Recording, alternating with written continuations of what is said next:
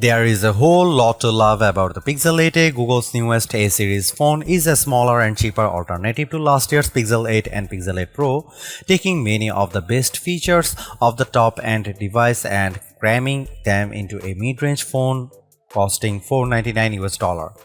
Arriving 6 months after the flagship Pixels and 6 months before the expected announcement of the Pixel 9, the Pixel 8a is more than just a mid-generation stepping stone. The phone gets Google's fastest Tensor G3 processor as expected, which brings with it access to many of the headline-grabbing AI features previously exclusive to the most expensive Pixels. That means the Pixel 8a gets clever photo editing tools like the Best Take, which lets you tap on friends' faces in group photos to pick a better expression and achieve the perfect shot.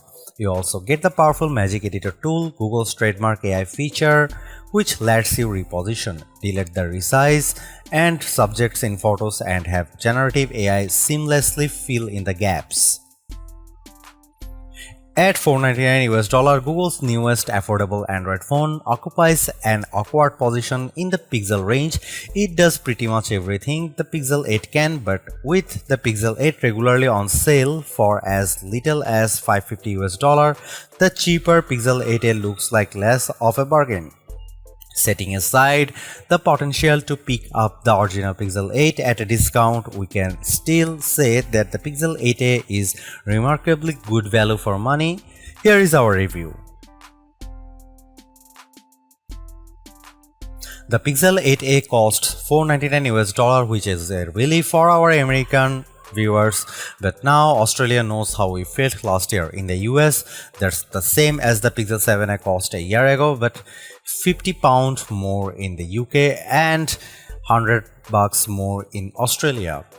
Google raised the price for the Pixel 7a in the US but kept things stable for Americans this year, and that's great because the Pixel 8a feels like a better value than ever before.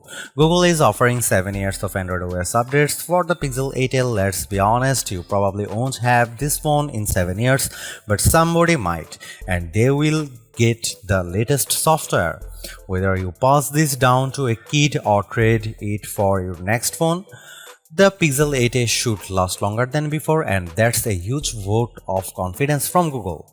Android phones don't hold their value as well as Apple iPhones, and while longevity isn't the biggest reason, having longer support could help Android's reputation, which could improve value in the long run.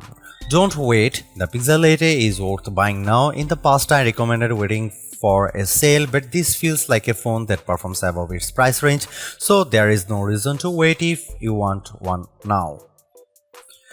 For the same price, you can get a OnePlus 12R. While there is much to recommend that phone, I think most people should stick with the Pixel 8a.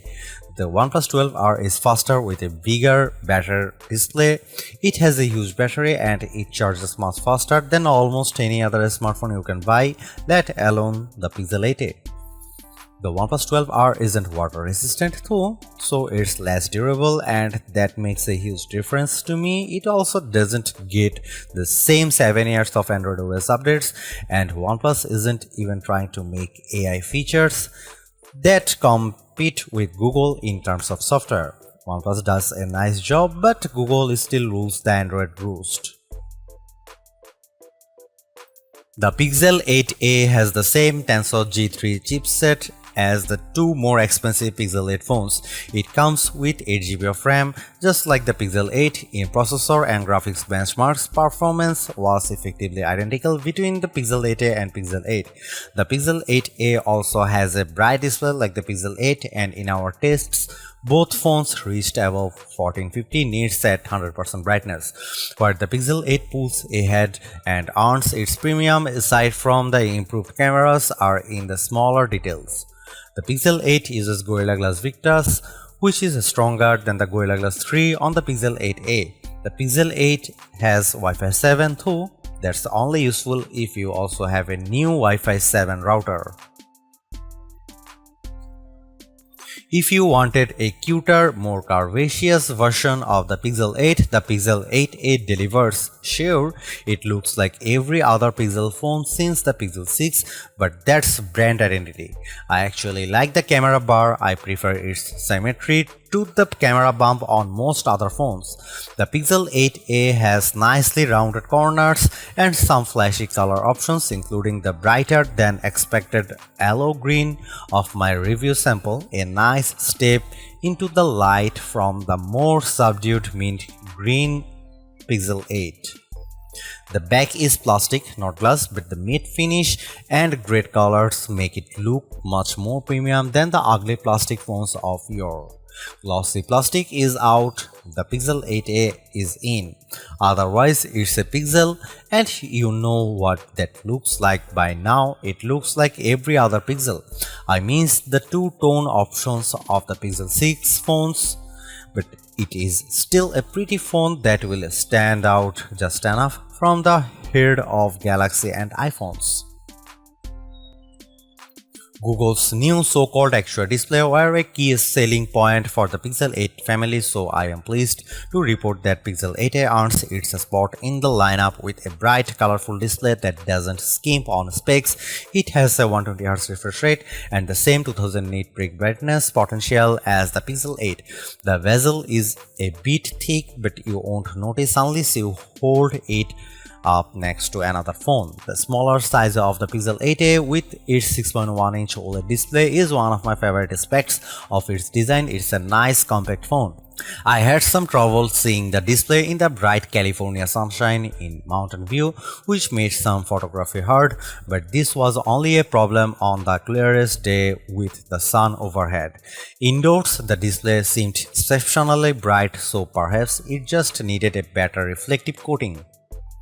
The OnePlus 12R does have a larger 6.7-inch display, and OnePlus claims it can hit an eye-piercing 4500 nits of brightness, but we haven't seen it achieve this in our tests.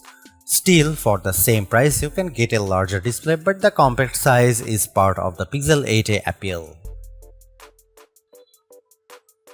Google makes the best Android phone software much better than Samsung's One UI. While OnePlus and Motorola stay close to Google's design, you can't beat the house of Android for simplicity and ease of use. Maybe it's getting too easy. Android used to have many more customization options to organize your home screens and your app list. Most of these are gone now. You can't even put apps into folders in Google's app menu. On the other hand, Google does the best job with things like notifications. If I get a notification I don't want, I just hold my finger on the message and I get a robust setting tool that lets me turn off all notices from an app or just certain categories of interruption. I get to pick what each app notifies me about, and I don't have to dig to find the options. They just appear with a press. The new AI tools keep getting better. I make a new AI wallpaper every few days. Even better, I now let Google's AI answer most of my impersonal phone calls, and I can see what my caller says in a live transcript as the AI handles them. The Gemini AI features are good, and it isn't a perfect Google Assistant replacement, but Gemini can use Google Assistant as one of its tools to make up the difference. The AI features are constantly growing. Gemini can now help compose email message in the Gmail app, and I'd expect it will soon offer help in the mobile docs, sheets, and maybe slides apps. Unfortunately, the Gemini app stopped working for me suddenly a few days before this review published. I have reached out to Google to make sure that this is an isolated issue, and I will update if I get a response. The Pixel 8a also carries forward the best of Google's AI image editing in Google Photos. You get the classic Magic Eraser and the newer Magic Editor AI features as well. The reason it can handle all these features is because the processing is done by Google in the cloud. You will eventually be able to load the Gemini Nano language model onto the phone to handle some generative writing locally, but it will be hidden as a developer option. I suspect that's more because of the audience and target market for this bargain phone and not because of any performance deficit. Will Google really support the Pixel 8a for 7 years? I had concerns, so I spoke to Google before this phone arrived at my door. Google's Pixel's reps assure me they have a roadmap for Tensor G3 phones that will last 7 years. In 2031, the Pixel 8a will retire with Android 21 on board because Google has a plan Android Yellow Cake perhaps. Google's Pixel A series phones are usually an easy pick for the best bargain camera phone because they are unfuzzy and produce great images that are perfect for sharing online. By that I mean they don't look great if you zoom in too close, but for viewing on smaller screens the Pixel 8a makes photos that look surprisingly good. How good? To test the Pixel 8a camera, I compared photos against the Pixel 8 Pro, Google's best camera phone and one of my favorites. The photos were remarkably similar. If I didn't zoom in on a shot, I often couldn't tell which photo was taken by the Pixel 8a and which by the Pixel 8 Pro. Google's color and light balancing are nearly identical on both phones. Only in the darkest conditions was the Pixel 8 Pro advantage clear.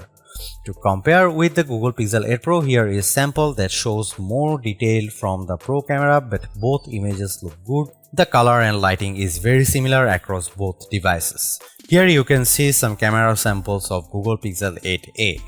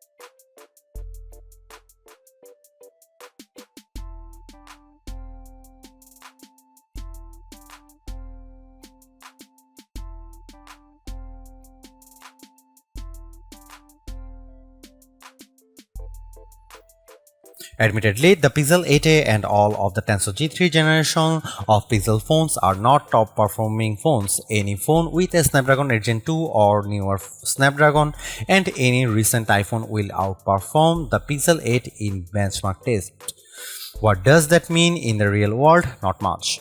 Unless you are playing the most demanding games or using advanced photo or video editing tools, the Pixel 8a will be enough to keep up. It ran all of my games including Call of Duty and Marvel Snap with no trouble. It just didn't run games as smoothly as the Galaxy S24 can run them. There was some delay with many of the AI features, but that's because the Pixel 8a needs to talk to Google before it gives you an answer. Even AI wallpapers rely on Google's cloud for help, and there is a back and forth delay. My phone does not have access to Gemini Nano yet, so I am curious to see if that speeds up any generative writing. I had some trouble using Bluetooth on the Pixel 8a. The phone kept finding and refinding my Pixel Buds Pro. I had to reconnect them 3 times in a week. It had trouble holding the connection with my car stereo, and twice it lost my Ray-Ban Meta smart glasses. In a week or so of testing, I had only a small handful of issues, but it was annoying. The Pixel 8a is my new favorite bargain phone, and if you need a new phone for less, the Pixel 8a gives you more than you would expect.